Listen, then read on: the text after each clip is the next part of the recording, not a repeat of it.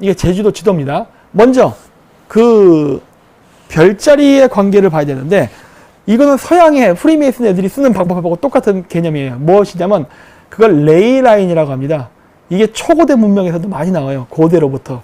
뭐라고 해야 될까? 유럽에 가면 고인돌들이 일직선 정렬을 해서 쭉 서 있는 것들이 있습니다. 물론 우리나라에도 있어요. 제가 절대 얘기는 해주지 않지만 그런 것, 그 성지에 그런 일직선 정렬이 있는데, 제주도에 가면은 마라도의 할망당이라는 게 있습니다. 할망당. 발음도 잘하네. 할망구 할 때 할머니. 여기서의 할망당은 누구냐? 마고로서 삼신할머니를 얘기하는 거예요. 할망당이 있는데, 이 제주도가 굉장히 중요한 이유는 한반도에는요, 북위 33도가 없습니다. 이 30선이라는 숫자가 되게 중요하거든요. 왜 없어요? 왜? 한반도 짧으니까. 일본 문명이 최초로 발생한 그 히미코가 이동했던 경로, 야마타이 국가라든가, 그 다음에 그 백제가 나중에 건설한 나라, 즉 교토, 이런 데가 다 몇 도입니까? 북위 33도 언저리에 있습니다. 고대 문명은 북위 33도를 중심으로 문명이 형성됐거든요. 이게 천문학 관계가 있는데, 하여튼 뭐 그런 게 있어요. 근데 우리나라 한반도엔 그게 없어요. 그러다 보니까 우리나라에서는 샤먼의 중심지가 북위 33도인 지역인 제주도로 갑니다. 제주도에 우리나라의 무속과 그런 전통들이 굉장히 많이 몰려있죠. 그 중에 더 33도에 가까운 지역이 마라도의 할망당이에요. 이게 제가 그때 갔을 때 그 사진입니다. 할망당. 발음도 잘 안 돼. 그리고 이 샤머니즘의 특징이 뭐냐면요, 고대 종교의 그 요건을 하나도 갖추고 있지 않습니다. 무슨 말이냐? 고대 종교, 그러니까 우리가 오늘날 얘기하는 고등 종교, 이 종교의 개념은 뭐냐면, 첫째, 경전이 있어야 됩니다. 둘째, 건물이 있어야 돼요. 절이든 교회든. 그리고 셋째, 종단, 즉 그 무리가 있어야 됩니다. 사람의 무리들. 이게 있어야 종교로 인정이 돼요. 근데 고대 종교는요, 이게 있지 않습니다. 첫째, 경전이 없습니다. 왜 경전이 없느냐? 경전은 하늘에 있기 때문에. 하늘의 별자리 자체가 경전입니다. 왜 그러느냐? 사람이 펜을 들고 경전을 쓰는 순간 쓰는 자의 주관이 들어가 버려요. 즉 도를 도라고 말하는 순간 도가 아니다, 이런 얘기가 있지 않습니까? 마찬가지로 경전을 쓰고자 쓰게 되면은 쓰는 사람의 성장 배경, 사상, 그리고 가치관이 반영이 돼서 써질 수밖에 없어요. 즉 신의 메시지를 제대로 전달할 수 없다고 믿었어요, 고대인들은. 그렇기 때문에 경전을 만들지 않고 하늘의 별자리의 별말, 스토리텔링, 즉 여러 가지 그 민담이죠. 이러한 이야기를 메신저로 역할로서 묶어놓음으로써 별을 관측하는 사람으로 통해서 스스로 배워가게끔 하는 암호화 메시지를 전파해놨습니다. 그래서 그 메시지를 읽고 따라가는 자가 바로 하늘의 뜻을 이해할 수 있다고 믿었어요. 이게 고대인들의 경전의 개념이에요. 그렇기 때문에 하늘에 있는 경전이기 때문에 절대 파괴가 불가능하죠. 그리고 곡해가 불가능합니다. 왜? 별자리는 늘 그렇게 있을 뿐이기 때문에. 물론 이건 별자리도 변하긴 하지만은 수십만 년이 지나면.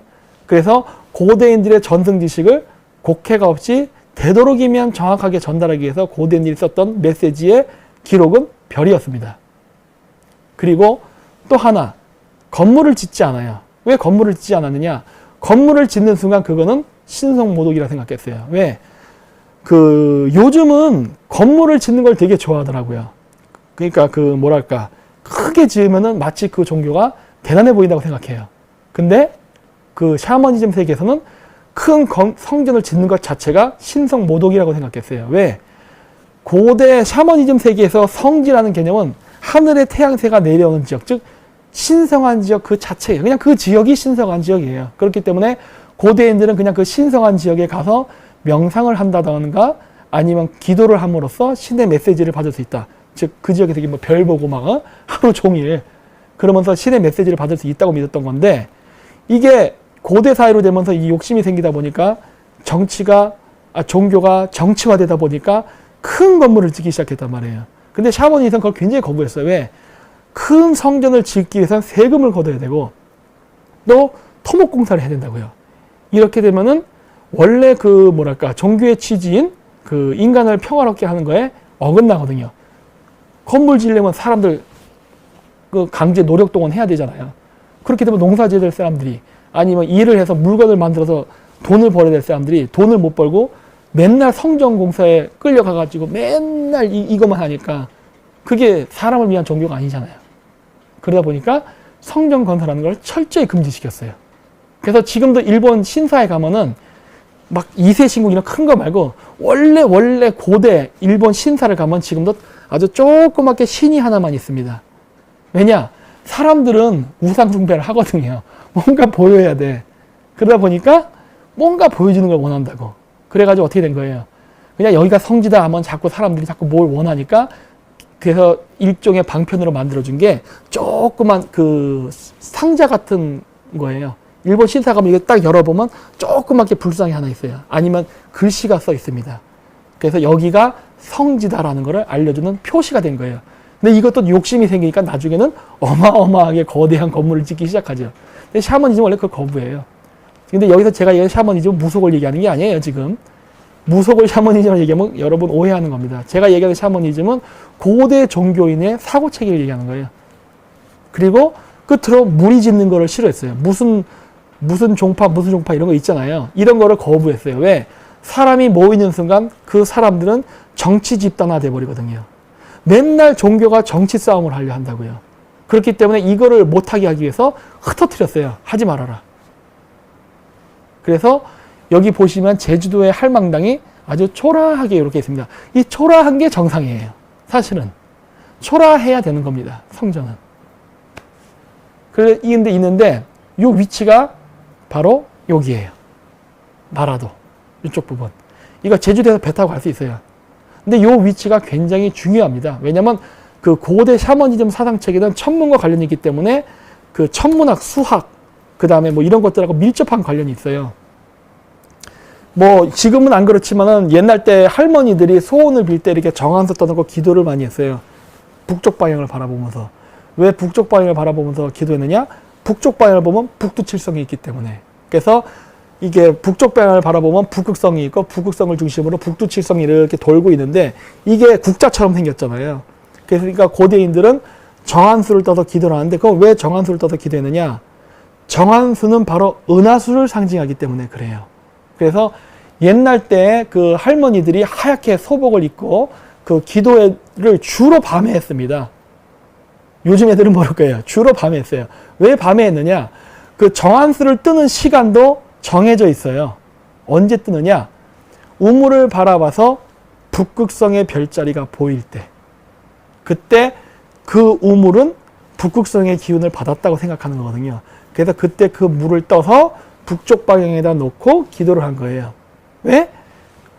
북극성의 별이 비친 그 물은 은하수라고 생각하는 거거든요. 은하수에는 뭐가 있어요? 북극성이 있잖아요. 그러니까 그 북극성을 바라보면서.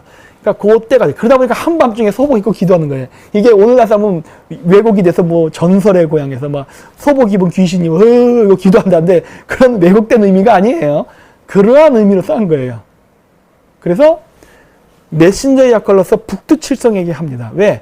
북두칠성이 국자처럼 생겼거든요. 그러니까 자신의 소원을 북극성에 담으면은, 그 북두칠성이 이렇게 올라가서 딱 거꾸로 뒤집히면 어떻게 됐어요? 소원이 똑 떨어지겠죠. 슉. 침례죠. 침례의식. 물을 붓는 의식. 샤머니즘이 있어요. 그렇게 함으로써 그 자신들의 소원을 하늘에 이르게 할 수 있다라고 믿었어요. 그래서 북극성 신앙에서 북두칠성은 굉장히 중요합니다. 왜? 신과 인간의 매개자 역할을 하는 그 상징하는 별자리이기 때문에. 그래서 이렇게 제주도에는 지금도 이게 남아있어서 제가 제주도 민속촌에서 찍어온 거예요.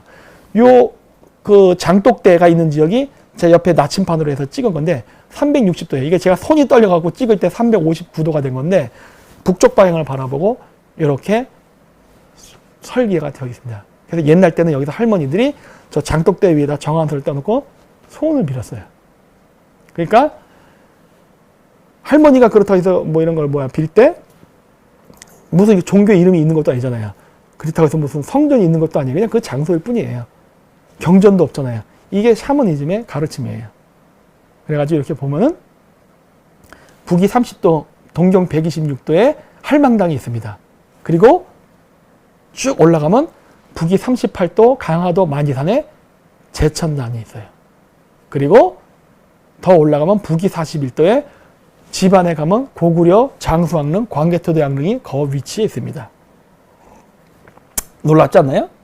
일직선 정렬하고 있죠. 다 이유가 있어요. 말씀은 안 드립니다. 고대인들의 청송강림 사상, 그리고 천손민족이 제천을 천재를 지내기 위해서 제단을 만들 때의 위치예요. 그래서 원래는 하늘의 천재를 지낼 때에는 원래는 물 하나 떠놓고 했던 게 원래 원칙이에요. 왜냐? 원래 샤머니즘에서는 무소유의 원칙이 있습니다. 약간 불교랑 닮아 있어요. 화려하게 성전을 짓지 않으며 화려한 옷을 입지 않고 화려한 음식을 취하지 않는다요. 정한수 하나 뜨는 거예요. 왜?